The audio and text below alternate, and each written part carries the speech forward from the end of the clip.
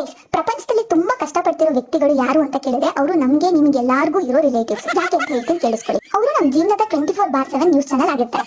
ನಮ್ಮ ಲೈಫ್ದು weekly, monthly, yearly progress report ಅವರೇ ಮೇಂಟೈನ್ ಮಾಡ್ತಿರ್ತಾರೆ. ನಮ್ಮ ರಿಪ್ರೊಡಕ್ಟಿವ್ ಸಿಸ್ಟಮ್ಗೂ ಇವರೇ ಪ್ರಾಜೆಕ್ಟ್ ಮ್ಯಾನೇಜರ್ ಆಗಿರ್ತಾರೆ. ಜೊತೆಗೆ ಇವರು RBI plus income tax department plus auditing ಕೂಡ ಮಾಡ್ತಿರ್ತಾರೆ. ಇದೆಲ್ಲದಕ್ಕಿಂತ ಇನ್ನೂ ದೊಡ್ಡ ಕಷ್ಟ ಯಾವುದು ಅಂದ್ರೆ ಬೇರೆಯವ್ರ ಬಗ್ಗೆ ತಿಳ್ಕೊಳ್ಳೋಕೆ ಕ್ವಶನ್ ಪೇಪರ್ ರೆಡಿ ಮಾಡ್ತಾನೇ ಇರಬೇಕು. ಎಷ್ಟು ಕಷ್ಟಪಡ್ತಿರ್ತಾರೆ ಅಂದ್ರೆ ಅವ್ರ ಕಷ್ಟ ದೇವ್ರಿಗೆ ಮುಟ್ಟುತ್ತೆ. ನಿಮ್ ಮಕ್ಳಿಗೆ ಎಷ್ಟು ಮಾರ್ಕ್ಸು? ನಿಮ್ ಮಗಳಿಗೆ ಯಾವ ಕಾಲೇಜಲ್ಲಿ ಸೀಟ್ ಸಿಕ್ತು? ನಿಮ್ ಮಗನಿಗೆ ಕೆಲಸ ಸಿಕ್ತಾ? ನಿಮ್ ಮಗಳಿಗೆ ಯಾವಾಗ ಮದುವೆ ಮಾಡ್ತೀರಾ? ವಯಸ್ಸಾಯ್ತು? ಅದೇನ್ ಎಷ್ಟು ಸಂಬಳ? ನಿಮ್ ಸೊಸೆಗೆ ಮಕ್ಳಾಗ್ಲಿಲ್ವಾ? ಈ ಡಾಕ್ಟರ್ ಹತ್ರ ತೋರಿಸಿ, ಆ ದೇವಸ್ಥಾನಕ್ಕೆ ಹೋಗಿ, ಈ ದೇವರಿಗೆ ಅಕ್ಕಿ ಹೊತ್ಕೊಳ್ಳಿ.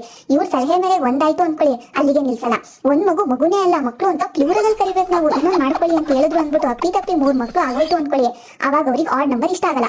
ಅವಾಗ 3 ಮಕ್ಳು ಯಾಕೆ ಬೇಕಿತ್ತು, ಈ ಕಾಲದಲ್ಲಿ ಸಾಕಾಗುತ್ತಾ ಅಂತ ಹೇಳೋರು ಇವ್ರೆ. ಇವ್ರ ಲಾಜಿಕ್ ಏನಂದ್ರೆ ಮದುವೆ ಆದ್ಮೇಲೆ ಮಗು ಯಾವಾಗ, ಮಗು ಆದ್ಮೇಲೆ ಇನ್ನೊಂದು ಯಾವಾಗ, 2 ಆದ್ಮೇಲೆ ಏನಾದ್ರು 3ನೇದಾದ್ರೆ 3 ಯಾಕೆ, 3 ಆದ್ಮೇಲೆ ಇಷ್ಟೊಂದು ಯಾಕೆ? ಇವುಗಳು ಹೆಂಗೆ ಅಂದ್ರೆ ಮಕ್ಳು ಕೊಂಡ್ಗೆ ಕಸ್ಟಮರ್ ಕೇರ್ ಇದ್ದಂಗೆ ಸೆನ್ಸಸ್ ನಡೆಸ್ತಾನೆ ಇರ್ತಾರೆ ಈ ವಿಷಯದಲ್ಲಿ. ಸರಿ, ಇಲ್ಲಿಗಾದ್ರೂ ನಿಲ್ಲಿಸ್ತಾರ? ಇಲ್ಲ. ಅವ್ರ ಮನೆ ತಗೊಂಡ್ರಂತೆ, ನೀವಿನ್ನು ಬಾಡಿಗೆ ಮನೇಲೆ ಇದ್ದೀರಾ, ನೀವ್ ಯಾವಾಗ ತಗೊಳ್ಳೋದು? ಅವ್ರ ಹತ್ರ 2 ಕಾರ್ ಇದೆ ಗೊತ್ತಾ, ನೀವ್ ಯಾವಾಗ ಒಂದನ್ನ ತಗೊಳ್ಳೋದು ಅಂತ ಕಂಪ್ಯಾರಿಸನ್ ಮಾಡಿ ಹಿಂಗೆ ನಮ್ಮ ಬಗ್ಗೆ ಯೋಚನೆ ಮಾಡಿ ಅವ್ರದ್ದು ಅರ್ಧ ಬ್ರೈನ್ ಕೊಳ್ತೋಗಿರುತ್ತೆ.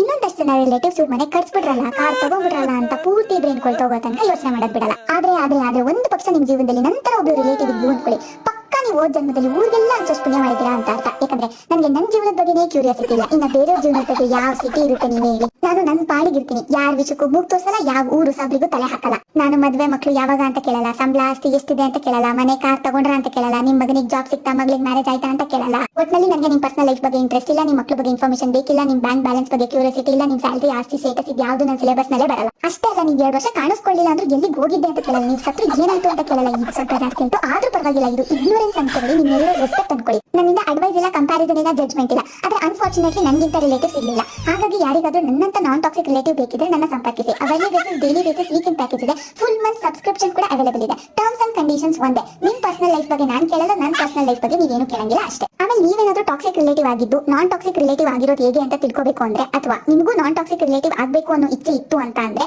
ಕ್ಲಾಸ್ ಅಂತ ಕಮೆಂಟ್ ಮಾಡಿ, ಸೆಷನ್ ಯಾವಾಗಿರುತ್ತೆ ಅಂತ ಡೀಟೇಲ್ ಇನ್ಫಾರ್ಮೇಶನ್ DM ಮಾಡ್ತೀನಿ. ಆದ್ರೂ ಫ್ರೀಯಾಗಿ ಒಂದು ಟಿಪ್ ಕೊಡ್ತೀನಿ, ಈಗಾಗಲೇ ಟಾಕ್ಸಿಕ್ ರಿಲೇಟಿವ್ ಆಗಿ ಬದುಕ್ತಿರೋರಿಗೆಲ್ಲ ಹೆಲ್ಪ್ ಆಗಲಿ ಅಂತ ಒಂದೇ ಒಂದು ಮಂತ್ರ ಹೇಳ್ಕೊಡ್ತೀನಿ. ನನ್ನ ಜೊತೆ ನೀವು ಹೇಳಿ, ಟಾಕ್ಸಿಕ್ ರಿಲೇಟಿವ್ಗಳೇ ನನಗೆ ಬೇಕಾಗಿಲ್ಲ. ಇದು ದಿನಕ್ಕೆ 100 ಸರಿ ಹೇಳ್ಕೊಳ್ಳಿ ಸಾಕು.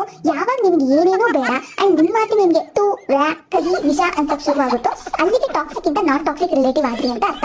ಒಳ್ಳೇದಾಗ್ಲಿ ನಿಮ್ಗೆ.